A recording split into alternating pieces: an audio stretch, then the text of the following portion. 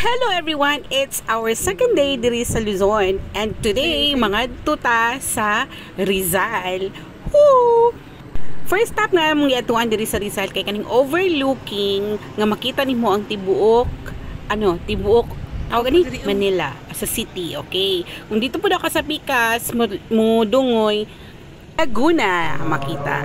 Second stop diri sa cathedral sa Antipolo Rizal. Umo ni ilang cathedral. It's very big. International cathedral ni siya and shrine of course. Daghan kayong biyahe diri nga mga naga bike like that. Oh, kay subidahon man ni siya, bukid naman ni siya. Kani nga Rizal, okay? So, mo ni siyang vicinity sa Antipolo Cathedral, okay? O, nagdugay-dugay mo bidra. Tapos, gwapo kay lang CR din yung mga mods. Okay? Limpyo. Tapos, basta nice yun ang CR nila. Very nice. Libre. Of course. O, mo ni siya. So, daghan kayo dyan siya og tao. Kay maogi daw ni ang ginaadtuan sa kanang mga biyahero. Layo na kanang mga naga-hike, naga-bike, and mga motor-motor. So, third stop, dirita sa kaning Regina Rica nga pilgrim, na pilgrim diri nga naapoy chapel dis ibabaw kay musaka ta diha.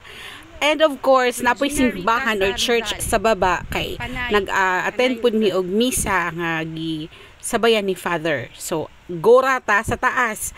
So, taas ni siya nga kanang lakwanan ni mo na siya kanang pathway, subidaon, init, pero okay lang.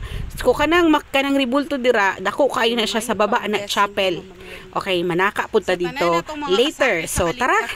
Perting inita pero enjoy. It's because lahi magud ang place. Kanang murag sagrado, kanang murag lami kaayo i-submit ang imuha mga prayers, no? Kanang ka kay Mama Mary ba imuhang ipang sumbong sa iya tanan-tanan imuhang mga gusto ipang istorya imong mga kasakit ug kaguol sa kinabuhi.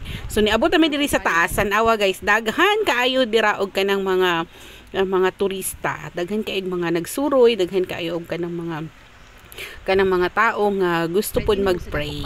Kay diha sa sulod aning dako nga ribulto ni Mama Mary ni Regina Rica na apod diha chapel, and we will be praying there also later. So saka ta. So diri sa kilid naay hagdanan. Pasaka na siya dito sa second floor. Unya pag nana ka sa second floor, naapod siya kanang prayer room, prayer area after diri. Nagpicture me dira, nagvideo and everything. Kay sulito na to ang time kay dili man ta perminti makaanhi diri. Gitugtan lang ganita sa panahon sa Ginoo nga nakaanhi diri. Morning na ata, so video na nato ang tanan. So sa baba mo to siya dito ang simbahan, church dito. Nagmisa si Father. So to make this story short, after sa misa, nag-side beat me og laag, nagipangita na mo ang windmills sa Pililla, Rizal. Lahi to siya dito kay sa Tanay man to. Kanini biyahe pa mi siguro almost 30 minutes. Para makita lang yun ang mga windmills. It's because wala pa daw po nakaadto sila diri. So, first time na mo ning tanan nga mag-adto diri. Una na mo nakita ang isa ka windmill, sunod duha ka windmills na, tapos tulo ka windmills, pirte na yun namong lipaya kay abi na ako nga nasa Ilocos lang ang windmill. So napo di ay diri sa Pililla, Rizal. Okay, so gora na, picture taking na and everything. Gwapo jud siya, kanang feeling ganini mo nga kanang murag nakasalaing nasod. Nice gid kaayo ang kanang ambience, nice pud ang panahon, maayo gani kay wagi ulan. So mao ni siya ang windmills diri sa Pililla, Rizal. 21 daw ni kabuok if I am not mistaken. Kung tong ingon nga namong kaistorya ka ganina nga 21 daw ni kabuok windmills nga naa diri. So mao ni siya ang amuang gikalingawan while wala pa nagsugod ang ikaduha nga misa nga amo ang atenan. Later balik sa Tanay dito sa Regina Rica. Kay feeling lagi ko nako nga once in a lifetime opportunity lang ni siya. So gi-videohan yun ako siya the entire nga namo nga lakaw nga biyahe. Kay padulong pa mi dito sa part nga medyo daghan daw dito nga makita gyud daw nimo ang punuan mismo sa windmill. So gipangita gyud na mo siya. Kay naa po dai siya mga spots or tourist spots dito sa unahan. Kay kami diri man gikan sa may Tanay Rizal ni agi kanang pakurbada paliko padulong sa Pililya. So mao na ni ang among nakita nga spot. So very nice gud ang place, no? Kanang murag bag-o jud kay wa maingon anis Mindanao, wa maingon anis Kidapawan, wa maingon anis makilala. So suliton gud namo ang among adlaw nga daghan gud mig makuha nga mga resibo aning windmills. O di ba?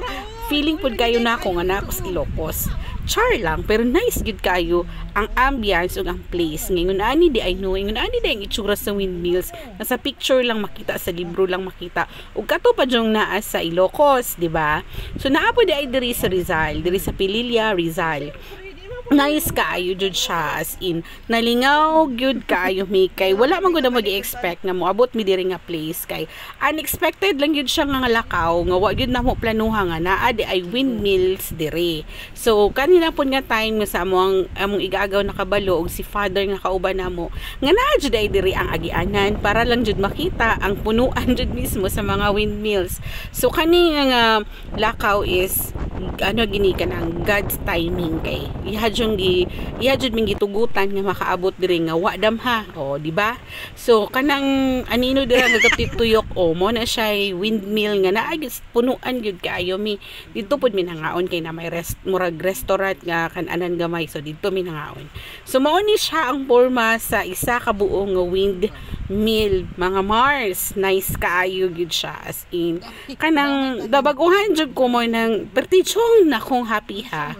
So kani nga video is really a video of happiness, kay kanang murag gitugtan jud mis panahon ug sa Ginoo nga makita jud ni ingon ani nga part sa Pilipinas. Okay? So sa next video nato gora na pud ta sa other place. Okay? So I'm so happy lang yun kay ako lang gid i-share nga nalipay gyud ko ani nga biyahe, kay wa gyud ni unexpected gyud. So lami gyud nang biyahe nga mga unexpected, no. So thank you sa panonood ng video na ito, and see you sa next video ko later or tomorrow. Ahay, happy kayo. Thank you Lord kinakabot mi diri sa Rizal lang ni siya.